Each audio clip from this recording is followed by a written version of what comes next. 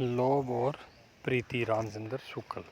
एक दूसरे की ओर आकर्षित दो हृदयों के योग से जीवन में एक नया रस उत्पन्न होता है, यानी सजीवता आ जाती है। आनंद की संभावना भी बहुत अधिक बढ़ जाती है और दुख की भी।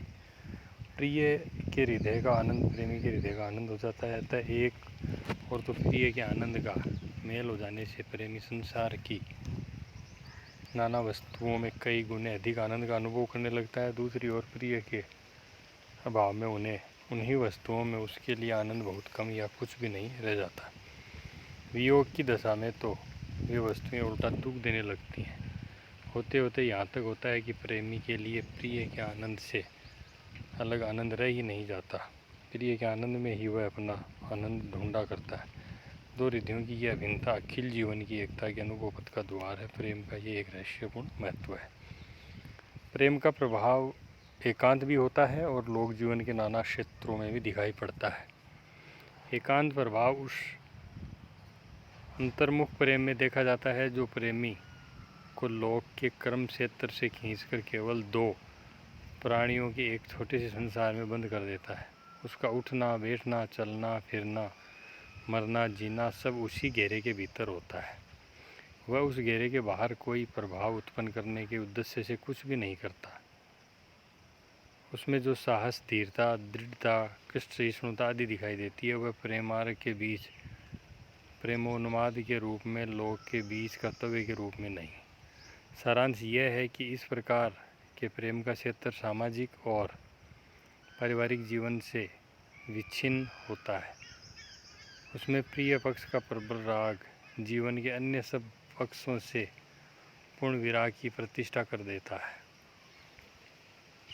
फारसी के साहित्य में ऐसे ही एकांतिक और लोकबाह्य प्रेम की प्रधानता है। भारतीय साहित्य में गोपियों के प्रेम को प्राय यही स्वरूप दिया गया है।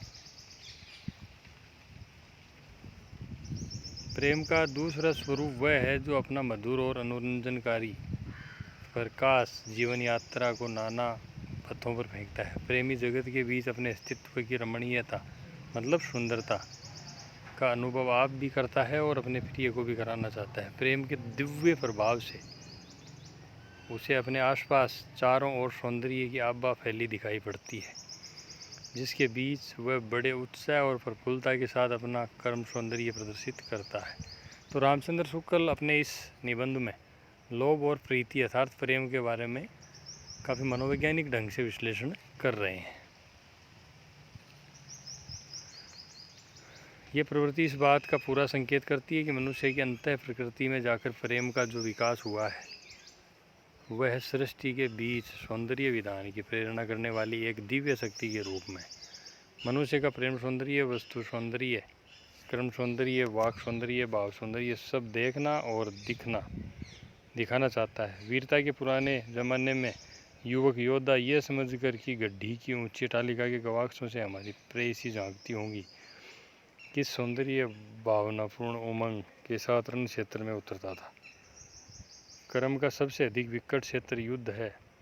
इससे आर्य जाति के वीर काल के कार्यों में श्रृंगार और वीर का अत्यंत मनोहर समन्वय पाया जाता है। जिस प्रकार यूरोपीय साहित्य में वीर धर्म का एक युग रहा है उसी प्रकार हमारे हिंदी साहित्य में भी उस काल की कविता का प्रसंग अधिक युद्ध और प्रेम ही पाया जाता है। मतलब युद्ध और प्रेम, लव एंड वार। भारतीय प्रबंध काव्यों की मूल प्रवृत्ति लोक जीवन से संश्लिष्ट प्रेम के वर्णन की ओर ही रही। आदि कवि वाल्मीकि ने राम और सीता के प्रेम का विकास मिथिला या अयोध्या के महलों और बगीचों में न दिखाकर दंडकारण्य के विस्तृत कर्म क्षेत्र के बीच दिखाया है। उनका प्रेम जीवन यात्रा के मार्ग में माधुर्य फैलाने वाला है, उससे अलग किसी कोने में चौकड़ी या आहें भराने वाला नहीं। उसके प्रभाव से वनचर्या में एक अद्भुत रमणीयता आ गई। सारे कंटीले पथ प्रसूनमय हो गए हैं। संपूर्ण क्रम क्षेत्र एक मधुर ज्योति से जगमगा उठा है। कोमलांगी सीता अपने प्रिय पति की विशाल भुजाओं और कंधों के ऊपर निकली हुई धनुष की वक्र कोटि पर मुग्ध निविड़ और निर्जन काननों में निशंक विचर रही है।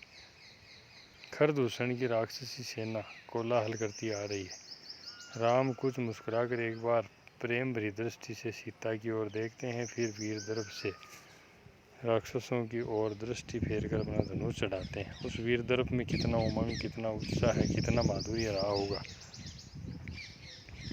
सीता हरण होने पर राम का वियोग जो सामने आता है वह भी चारपाई पर करवटें बदलने वाला नहीं है, समुद्र पार कराकर पृथ्वी का भार उतारने वाला है। उस एकांतिक प्रेम की अपेक्षा जो प्रेम को एक घेरे में उसी प्रकार बंद कर देता है जिस प्रकार कोई मरीज को एक कोठ में डाल देता है, हम उस प्रेम का अधिक मान करते हैं जो एक संजीवनी रस के रूप में प्रेमी के